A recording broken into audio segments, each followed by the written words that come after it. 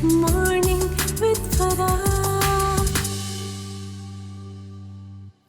Welcome back ATV morning with Farah में खुश आमदीद। और आज हम आपको मिलवाने जा रहे हैं अपने एक ऐसे मेहमान से जिनका कॉम्बिनेशन बड़ा रेयर सा है, इसलिए कि 18वीं जनरेशन से इनका सिलसिला जो है जाके तानसेन से मिलता है और वो एक बड़े अच्छे सितार नवाज थे। सैनिया फैमिली जो ज़्यादातर है वो इंस्ट्रूमेंटल और ख़ास तौर पे सितार के साथ जो है वो मुंसलिक है। लेकिन मेरे आज के मेहमान जो हैं ये बहुत अच्छे सितार नवाज होने के साथ साथ बहुत अच्छे जो हैं सूफ़ी गायक भी हैं, और ये दोनों चीज़ों को साथ साथ लेके चलते हैं। आज हम मिल रहे हैं शबीर सैन से। अस्सलाम वालेकुम। वालेकुम सलाम। कैसे हैं आप? मैं बिल्कुल खैरियत से, बिल्कुल ठीक। ये बड़ा अनयूजुअल कॉम्बिनेशन नहीं है, गायकी एंड इंस्ट्रूमेंटल दोनों इकट्ठे। आपने जिक्र किया ना घराने का, तो सैनिया घराना मौसीकी का वो घराना था जो कि पिछले 1000 साल में सबसे मुस्तनद घराना था मौसीकी का। हुआ ये कि 15वीं सेंचुरी में हज़रत मियां तानसेन जी का दौर है, तो उसमें हिंदुस्तान के, पाकिस्तान के उस वक्त में जो बड़े 10 घराने थे मौसीकी के, वो सब तानसेन जी के शागिर्द हुए मौसीकी में। उन्होंने आपकी बड़ाई को माना। ठीक है। तो उस वक्त हमारे घराने की जो स्पेशलिटी थी वो धुरपद थी। फिर सितार जो था, जो कि हज़रत अमीर खुसरो का साज है ये, तो ये 15वीं सेंचुरी के करीब हमारे घराने में सितार आया। तो उस वक्त ये सहतार था। तो सहतार था उस वक्त में। तो बुजुर्ग जो थे वो गायक भी थे, धुरपद जो कि हमारे घराने की स्पेशलिटी थी। फिर जब सितार आया तो सितार के साथ हमारे ख़ानदान में तसव्वुफ़ का सूफ़ी रंग जो था वो भी आया। और मेरे लिए थोड़ा सा चैलेंज ये था कि जब मैंने घराने में आँख खोली तो मेरे जो दादा हुजूर थे वो अपने दौर के बड़े मारूफ कवाल थे। अच्छा। और मेरे नाना हुजूर अपने दौर के मारूफ सितार नवाज थे। अच्छा। तो दोनों तरफ से गायकी और सितार का कम्बिनेशन जो था वो चला आ रहा था यहाँ से। तो हमें दोनों तरफ से सीखना था। लाइक जब हम अपने दादा हुजूर की तरफ जाते थे तो मेरे चाचा और वो सब पूछते थे, हाँ भाई क्या कर रहे हो? मैंने कहा जी मैं सितार बजा रहा हूँ। कहते नहीं ज़रा इसको भी देखो ज़रा, ये क्या इल्म है। तो फिर वहाँ पे कवाली को सीखने का मौका मिला। ये ददियाल से आया? जी ददियाल से। और सितार जो है वो ननियाल से आया सितार। लेकिन ननियाल ददियाल की इस लड़ाई में कभी कौन जीतता है? होता ये था कि जो कि पीछे से एक ही ये फैज़ था जो कि चला रहा था दोनों तरफ से। ठीक है। दोनों तरफ से मेरा सेम ही पैटर्न हमारा बनता है। तो हमारे घराने की बड़ी बात यह है और ख़ास बात यह है कि हम लोग घराने से बाहर शागिर्द नहीं होते। अच्छा। तो लाइक वालिद के शागिर्द नहीं हो सकते, ठीक है, लेकिन चचा, ताया, मामू, नाना, दादा, इनसे हम लोग सीख सकते हैं। ठीक है। तो चैलेंज ये था कि सबसे ही सीखना। फिर वो सब अपने दौर के बड़े जो जयद किस्म के आलिम थे मौसीकी के, शायरी के, इन चीज़ों के, इन उलूम के। तो जब मैंने कवाली को देखना शुरू किया तो कवाली, चूँकि हमारे यहाँ ना कवाली को थोड़ा सा यूँ समझा जाता है कि अच्छा कवाली करता होगा, ये होगा।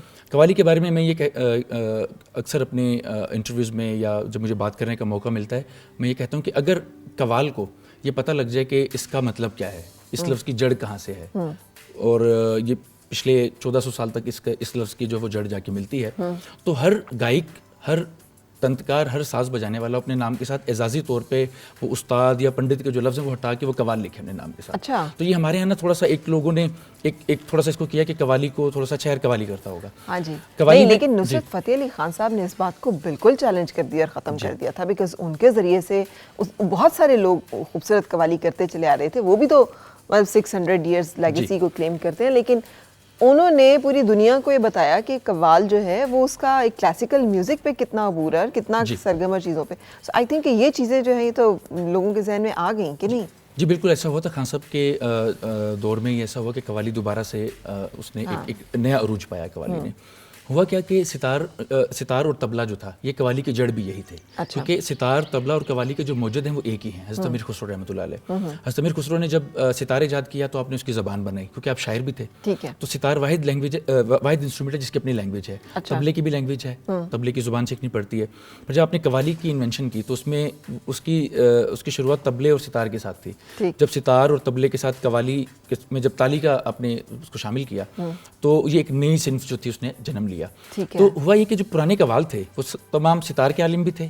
अच्छा। वो तबला भी जानते थे, वो कलाम को भी उतना ही जानते थे। अच्छा, इसका मतलब है कि जो प्योर जिसे कहें नॉन फ्यूजन कवाली है जी, उसके 3 इंस्ट्रूमेंट्स मेन होंगे। आबकाल आपके सितार होगा, तबला होगा और ज़ाहिर रिदम के लिए, बीट के लिए आप ताली को। जी बिल्कुल ऐसा होगा। अब बात आती है हारमोनियम के ऊपर। हारमोनियम के साथ चूँकि गज़ल भी हारमोनियम के साथ गाई जा रही है और कवाली भी इसके साथ की जा रही है। पिछले 100 ईयर्स में हारमोनियम ने अपनी जगह बनाई। हुआ क्या कि कई साल तो हारमोनियम बैन था, यहाँ पे हमारे एशिया के जो स्कॉलर्स थे वो कहते थे हारमोनियम के साथ नहीं गाएंगे हम, वो कहते हम सितार के साथ या तानपुरा के साथ या सुरमंडल के साथ गाएंगे। तो फिर बुजुर्गों ने देखा कि हारमोनियम की खास बात क्या है, क्योंकि जब मेरे ख्याल में ईस्ट इंडिया कंपनी यहाँ पे जब आई थी तो वो लोग हारमोनियम को यहाँ लेकर आए थे, तो उन्होंने देखा कि इसका जो सांस है हारमोनियम का, चूंकि विंड इंस्ट्रूमेंट है तो ये बड़ा ज़बरदस्त है रियाजत के लिए और प्रैक्टिस के लिए। तो फिर उन्होंने ऑफिशियली इसको अलाउ किया कि हारमोनियम को चलो हम जगह देते हैं। फिर उस्ताद मेहदी हसन खान साहब हों, नुसरत फ़तेह अली खान साहब हों, या फोक सिंगर्स हों या क्लासिकल गाने वाले हों, तो हारमोनियम ने अपनी जगह अपने आप को मनवाया। लेकिन सितार का जो पुराना अंग है वो कव्वाली का जो पुराना अंग है वो सितार बेस्ड है। ठीक है। अमीर खुसरो की जितनी तर्जें हैं उनको जब आप सुनते हैं, जैसे कोई एक हमें सुनाए तो सही, जो आप हमें कह रहे हैं जी जी, ये हमें मतलब हम सुनेंगे तो फिर हमें शायद ज़्यादा बेहतर समझ आए, क्योंकि लेकिन आज आप जो हमें कलाम और सारा वो पेश कर रहे हैं उसमें सितार नहीं है। सितार नहीं है, लेकिन गायकी में सितार जरूर होगी। मैं कोल कलबाना सुनाता हूँ आपको। ठीक है। कोल कलबाना की खास बात क्या है कि जैसे मैंने जिक्र किया कि धुरपद का एक स्टाइल था जो कि पिछले हज़ारों साल से चला रहा था हमारे एशिया में। ठीक है। तो हज़रत अमीर खुसरो रहमतुल्लाह अलैह ने धुरपद का जो अंग था उसको पिक किया, फिर सितार की लैंग्वेज को आपने इसमें डाला और तबले की का जो अंग था वो इसमें डाला इसके अंदर। फिर खास बात क्या थी कि कव्वाली के अंदर चूँकि अरबी, फ़ारसी और मकामी ज़ुबानों की गिरें भी इसमें होती हैं, तो कौल कलबाना जो था ये अपनी नौयत का एक अजीबो गरीब चीज़ थी जो हज़रत अमीर खुसरो ने ईजाद किया इसमें। इसमें आपको सितार का अंग भी नजर आएगा, धुरपद की जो एक उसका जो जय्यद एक स्कॉलर्स का जो गायकी है वो भी नजर आएगी, सितार की लैंग्वेज और तबले का अंग भी, और क्लासिकल मौसीकी भी सारी। अच्छा, ये सारी चीज़ें हम जैसे लोगों को जिन्हें इनमें से किसी चीज़ का नहीं पता उनको भी नजर आएंगी या सिर्फ आपको ही नजर आएंगी? जी जी जी बिल्कुल बिल्कुल इसमें नजर आएंगी। मैं जहाँ पे सितार का अंग आएगा मैं जरूर सितार को भी मेंशन करूंगा वहाँ पे, और जहाँ पे क्लासिकल गायकी का है वो तो खुद ही पता चल जाएगा कि इसमें। तो जनाब फिर तो मैं तसव्वुफ से लबरेज और क्लासिकल मौसीकी और कलाम जो है वो कोल कलबाना पेश करता हूँ, आपकी समातों की नजर है।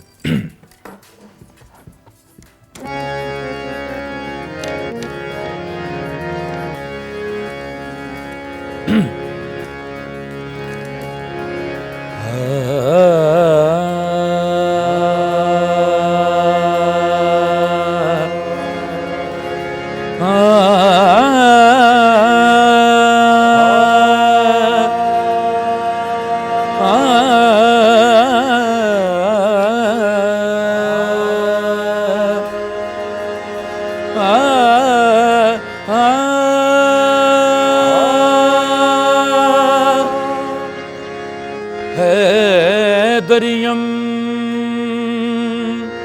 कलंदरम मस्तम बंदाए मुर्तजा अली हस्तम पेशवाए पेशवाए तमाम रिंदानम के सगे कुए शेर यज़दानम आहे मन कुल तो मौला, हे मन कुल तो मौला, मन कुल तो मौला, मन कुल तो मौला, मन कुल तो मौला, मन कुल तो मौला, मन कुल तो मौला, मन कुल तो मौला, मौला हो मन कुल तो, मन कुल तो मौला हो मन कुल तो, मन कुल तो मौला हो मन कुल तो मौला, हे मन कुल तो मौला।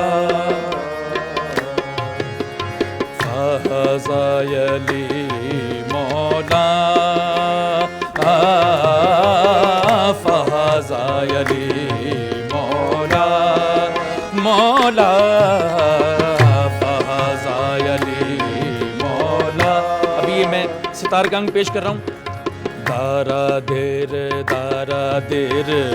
दरदानी दरदानी दारा देर दारा आहे दरदानी दरदानी दारा देर दारा दारा देर दारा देर दरदानी दरदानी दरदानी दरदानी दरदानी दारा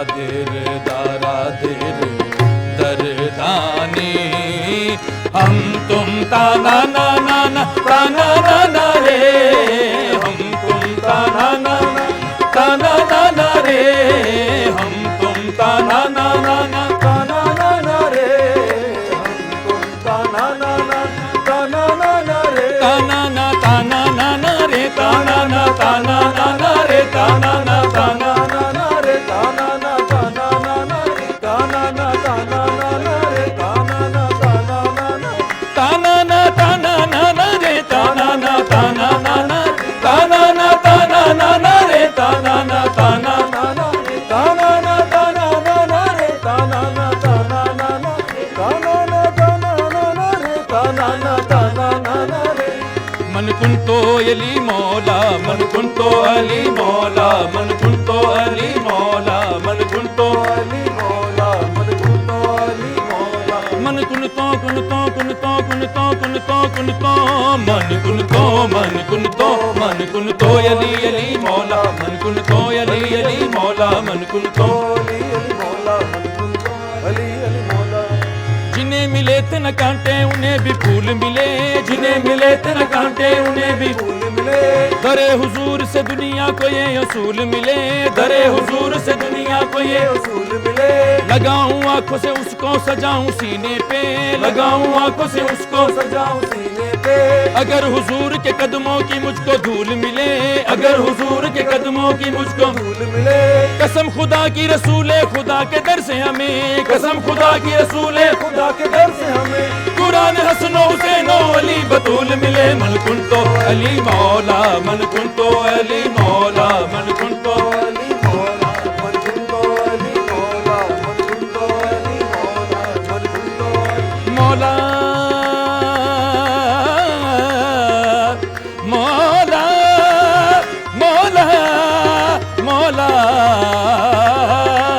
मन कुंतो अली मौला, मन कुंतो अली मौला, मन कुंतो अली मौला, हम तुम ताना ना ना ना ताना ना ना रे, हम तुम ताना ना ना ताना ना ना रे, ताना ना ताना ना ना रे, ताना ना ताना ना ना रे, ताना ना ताना ना ना रे, ताना ना ताना ना ना, ताना ना ताना ना ना रे, ताना ना ताना ना ना रे, ताना ना ताना ना ना रे, ताना ना ताना ना ना रे, ताना ना। खुसरो निजामो दीन के दर पे, खुसरो निजामो दीन के दर पे, खुसरो निजामो दीन के दर पे, गाय कोल कलबाना रे, गाय कोल कलबाना रे, ताना ना ना ताना ना ना ताना ना ना रे, आहे मन कुंतो मौला मौला।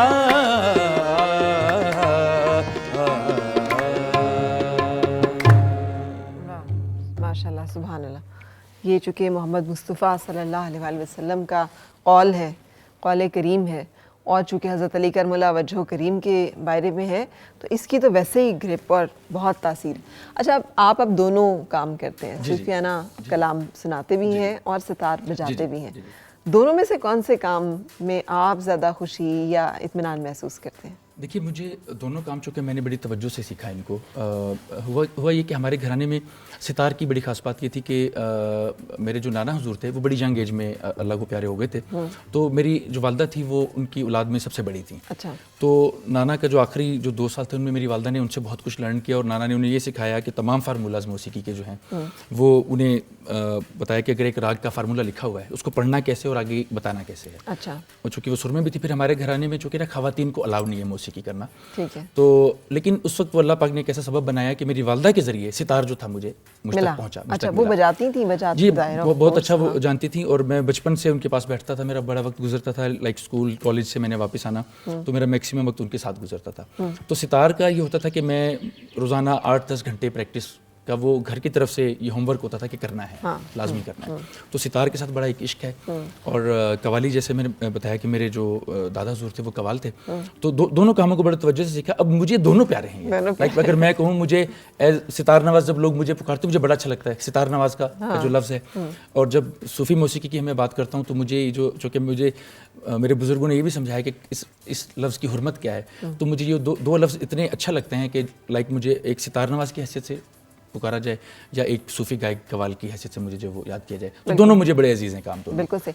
अच्छा, दोनों बातें मुझे बहुत अच्छी लग रही हैं। नंबर एक ये कि आप जितना बोल रहे हैं उसमें अंग्रेज़ी का एक लफ्ज़ नहीं है और बड़े शुद्ध किस्म की जो उर्दू है वो आप बोल रहे हैं, सही वाली। एक एक लफ्ज़ जो है उसके लिए आपके पास उर्दू लफ्ज़ मौजूद है। और दूसरा ये जो आपने सारा कुछ चीज़ें पहनी हुई हैं, ये भी एक बड़ा टिपिकल। ये पिछली दफ़ा भी जो हमने शो किया था तो मैंने आपसे पूछा था, लेकिन उस वक्त थोड़ा सा स्टाइल और फ़र्क था, अब थोड़ा सा चेंज हुआ है। तो मैं चाहूँगी कुछ इन चीज़ों के बारे में भी कि इनकी क्या निस्बत है आपके साथ, ये जो आपने पहना हुआ है, और फिर अपनी ज़बान के बारे में भी, कितनी साफ़ उर्दू कैसे मुमकिन है। हुआ ये कि घरानों में मौसीकी आज भी असल शक्ल में मौजूद है। ये एक अलग बात है कि पॉपुलर मौसीकी क्या है और असल मौसीकी क्या है, ये एक अलग बहस है। इस पर फिर कभी हम बात कर सकते हैं। एक बच्चा जब फनकारों के घर में पैदा होता है, एक मौसीकी के घराने में पैदा होता है, तो उसको बचपन से हारमोनियम, सितार, तबला, मैंने इनको खिलौनों की तरह देखा ना। मुझे सितार घर में नज़र आया, हारमोनियम। मेरी वालदा बताती हैं कि जब मैंने फ़र्स्ट टाइम हारमोनियम पे हाथ रखा था तो मुझे ये बताना नहीं पड़ा बुजुर्गों को कि सा कौन सा है। मैंने सरगम बजा ली थी, क्योंकि वो देख के ना रोज़ाना देखते थे कि दिन में 14-15 घंटे या 7 बजा रहे हैं, तो वो देखने में सरगम तो सीख ली थी। सरगम का बताना नहीं पड़ा था। फिर चूँकि ये कुछ चीज़ें इंसान के खून में भी होती हैं, तो मौसीकी के वो उसलूब तो हम सीखते ही हैं जो हमारे यहाँ मौजूद हैं, लेकिन हमें साथ साथ ये बताया जाता है कि एक आर्टिस्ट को कैसा होना चाहिए। लाइक मुझे ये बताया गया कि फ़ारसी ज़ुबान को सीखना है, हिंदी, संस्कृत का जो पुराना जो हमारा जो कंटेंट है वो उसको सीखना था, क्योंकि मौसीकी की पुरानी जितनी मुस्तनद किताबें हैं या तो फ़ारसी ज़ुबान में हैं या वो हिंदी संस्कृत में हैं, तो किसी और ज़ुबान में वो नहीं है। तो फ़ारसी, चूँकि मुगलिया दौर में फ़ारसी ज़ुबान को बड़ी अहमियत हासिल थी, तो अगर कोई फ़नकार कहता है कि मैं क्लासिकल मौसीकी को जानता हूँ और उसको फ़ारसी पे अबूर हासिल नहीं है, तो मेरे ख्याल में उसने काफ़ी चीज़ों को मिस कर दिया उसने। क्योंकि दो बड़ी शख्सियत जो पिछले 1000 साल में गुजरी हैं, हज़रत अमीर खुसरो रहमतुल्लाह अलैह और मियाँ तानसेन जी। मियाँ तानसेन जी जो कि मुगल बादशाह अकबर के दरबार से मुंसलिक थे और अकबर के उस्ताद भी थे आप। और आपकी जो दूसरी जो शादी थी वो चूँकि अकबर के ख़ानदान में ही हुई थी मियाँ तानसेन जी की, तो उस वक्त से बड़ा वो जो रॉयल एक जो कैफियत थी वो भी हमारे अंदर आई। और साथ ये हुआ कि वो जो फ़ारसी और दूसरी ज़ुबान, मुकामी ज़ुबानों का जो उसलूब था वो भी आया।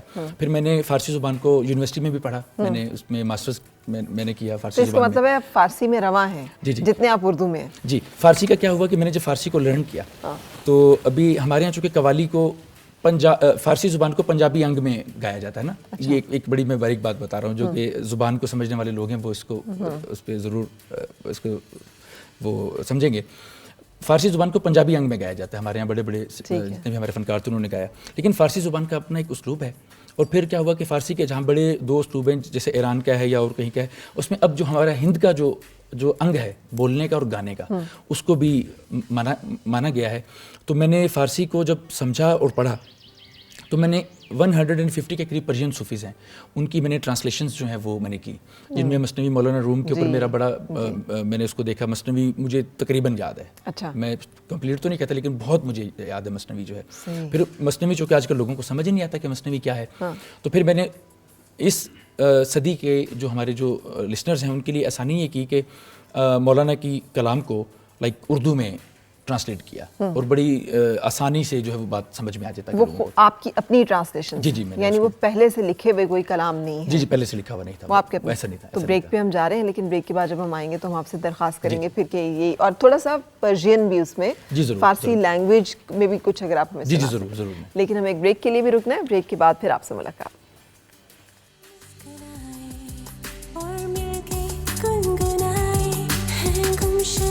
खुशियाँ